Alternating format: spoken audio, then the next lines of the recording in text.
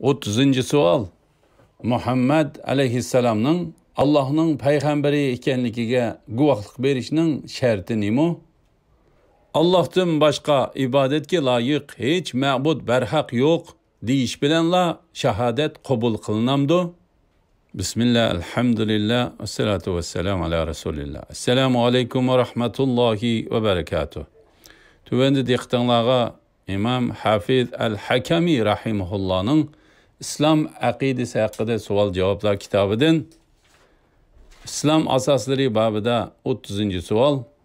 Muhammad alayhissalatu vassalamning Allohning payg'ambari ekanligiga guvohlik berishning sharti nima?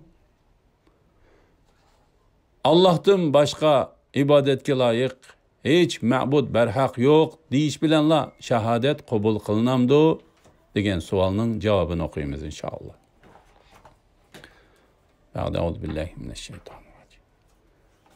Muhammad alayhissalatu vassalamning Allohning payg'ambari ekanligiga guvohlik berishning sharti nima?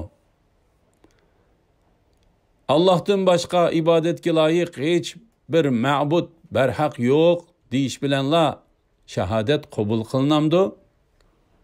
Javob: yuqorida o'tganidek har qanday bir kishi mushu ikki shahodat kalimasini aytmoqcha dinga hargizmi kirolmaydi.